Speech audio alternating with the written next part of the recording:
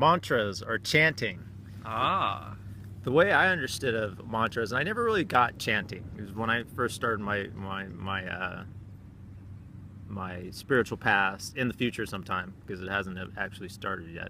When I first started my spiritual path, I would go to some events and they'd be chanting, and I just being a man of science was like, I just don't get chanting.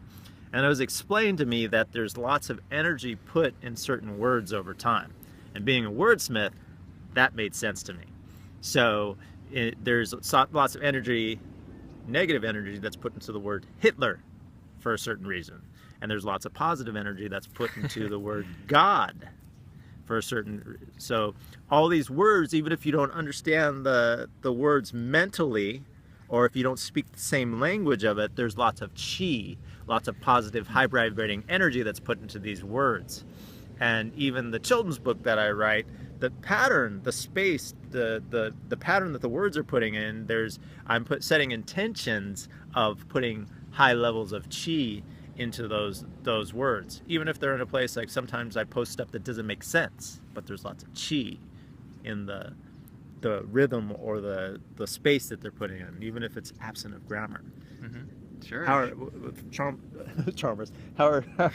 are mantras and whatever else I was saying, chanting, how do they work for you?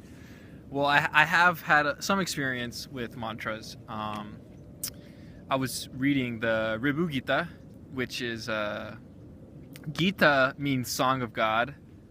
So you have the Bhagavad Gita, you have a lot of Gitas that I can't pronounce their name, and I was reading the Ribu Gita. At one point you'll Gita it. Get it? Gita? Maybe. We'll see. But that whole book is a mantra. And Sri Ramana Maharshi, who is a revered sage from Arunachala in India. That just made me hungry. Recommended this book as a way to knowing the self, right? Because in Advaita Vedanta, the self is Brahman, and Brahman is the absolute, the infinite expanse of consciousness within which everything is appearing and disappearing. The creative power of the silence, that is the self. That is the self, says Advaita Vedanta. So he recommended this book for self-realization, and I've read through a lot of it, and it's not a book to like intellectualize about. It's a book that puts you in a very deep meditative state of mystical reverie. That's the only word that I can use for that. And in this book, you're basically reading like little stanzas, and it's I am Brahman, the one who keeps in mind always I am Brahman will realize. And it has many different ways of talking about it, consciousness and this and that. But basically, when you're sitting in meditation and you're repeating the thought, the mantra, I am Brahman, I am Brahman, I am Brahman, I am Brahman, and you concentrate on that, the vibration of the mantra starts to awaken energies inside of you, and it also starts to bring your attention to deeper levels of consciousness. You start taking a dive within the depth of consciousness. You start going beneath the level of, or the surface of perception. You know, you start to experience how full being is right now. So mantras are a very effective way to start diving beneath the surface. You know, it's a upaya, which in Buddhism means it's a pointing, it's directing you. You know, because when you think of God, what is God referring to? God is referring to something that transcends categorical distinctions such as space and time and finitude and causality and these sorts of things. So when you think of God and you repeat God's name, or with the Hare Krishnas, you know, the Hare Krishna, Hare Krishna, Krishna Krishna, Hare Hare. And then it goes on with the Hare Rama. But that is, you know, thinking and contemplating about something that transcends experience, something that is outside of time and space, and giving it life.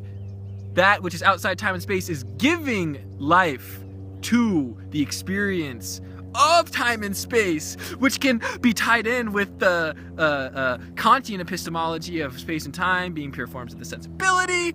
But anyway, thinking about or repeating God's name, whatever name of cultural tradition that is, whether it be Allah, Christ, Brahman, I am, the I am, that's a very important pointer for a lot of Hindu sects of philosophy. And also it's very powerful in goal setting, even if you're an atheist, to use the word I am when you're making intention for who you want to be, being it now. Not with the ego, but in the everything I'm doing is transforming me towards that. True. And Sri Nisargadatta Maharaj in the book I Am That once talked about, because a questioner had asked him, like, so, like, is it okay to emulate a sage if you're not a sage yet? And then Sri Nisargadatta Maharaj says, like, well, emulating it will eventually lead you to it. You know, if you do it sincerely and with the intention of becoming that, like you said, you're setting the intention. I may not be the sage yet, but I'm on my way. You know what I mean? And I think that is a very important thing to keep in mind, the humility of it, right? Because sometimes you can get lost in, like, oh, I'm enlightened and no one else is. But once you're really enlightened, then you see that everyone is enlightened in a certain sense. They may not realize it, but enlightenment is the shining of consciousness, and everybody's consciousness is shining, so everybody is enlightened. And certainly I have experienced periods of arrogance, and you know, I've had friends who have also, like, been like, yo man, like, before you start, like, acting like you're a sage, you have to silence your own mind.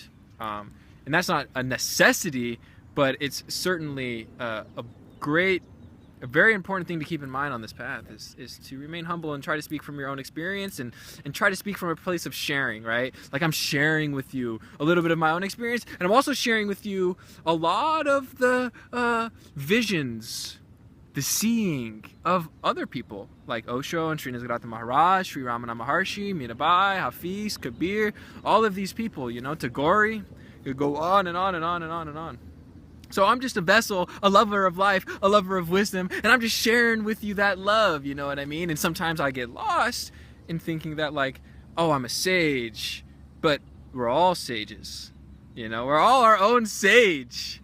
You know, there's the sage in you, there's the sadhu in you, there's the mystic in you, you know? And I guess it's just different degrees of transparency, you know, but it's there, and it shines. And everybody, you hear in the Zen literature, like, once you awaken, everything is also awakened at the same time. This is what Zen Master Dogen said. You know, everything, once you awaken, everything is awakened. And why does he say that? Because you realize that the original face, your original nature is not hidden. It never was hidden.